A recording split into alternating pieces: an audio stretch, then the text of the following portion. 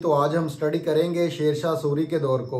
तो मुगलिया दौर में अकबर के बाद और हुमायूं के दौर के बाद इसका दौर आता है शेरशाह सूरी का। तो शेरशाह सूरी ज़हीरुद्दीन बाबर का जर्नैल भी था। तो इसको हम आज स्टडी करेंगे। शेरशाह सूरी को फरीद खां भी कहते हैं, फरीद खान।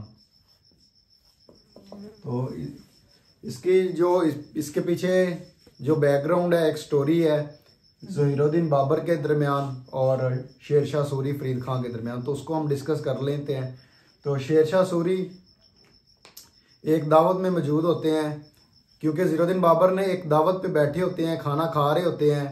तो जो शिकार बना होता है शेरशाह सूरी का, फरीद खान का वहाँ पे हाथ नहीं पहुँचता, तो ये तलवार से अपना हिस्सा काट लेता है। तो ज़हीरुद्दीन बाबर को ये बात बहुत ही बुरी लगती है, इसको गुस्सा आता है। तो ये हुमायूं को कहता है कि इसको तुम फरीद खान को कत्ल करवा दो। तो फरीद खान को पता चलता है, तो ये वहाँ से भाग जाता है और बंगाल में जाके अपनी हुकूमत बना लेता है। ठीक है, बाबर के बाद हुमायूं का दौर आता है।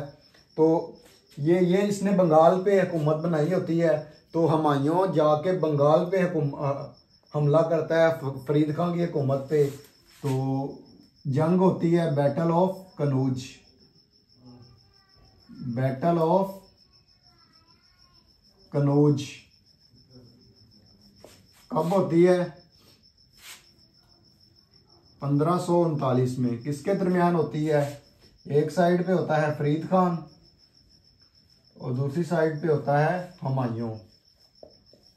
हुमायूं ये जंग हार जाता है, फरीद खान ये जंग जीत जाता है। और फिर जंग होती है दोबारा। ठीक है, हम फरीद खान जीत जाता है, हुमायूं भाग के वापस चला जाता है। ठीक है, तो दोबारा अब की बार फरीद खान हुमायूं पे हमला करेगा। ठीक है, तो कौन सी जंग होगी? 1540 में battle of Chausa. Battle of Chausa.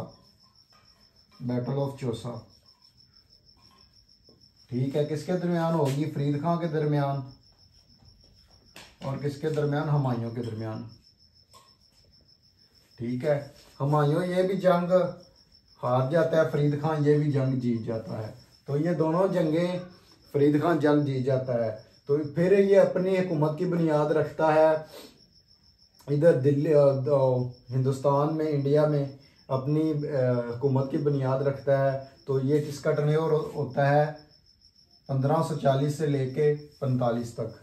तो इससे आगे इसके जो इम्पोर्टेंट वर्क है उसको हम देख लेते हैं।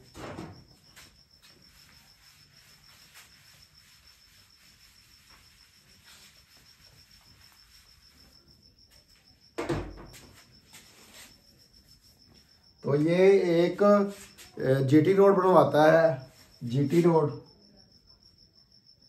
ठीक है, जीटी रोड, जिसकी एब्रीवेशन है grand trunk road. Trunk road,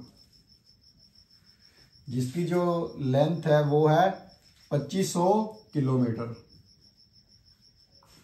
ठीक है, इसको सरके आजम भी कहते हैं,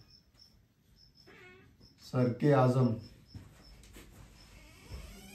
और इसको जर्नीली सड़क भी कहते हैं, जर्नीली सड़क। ठीक है,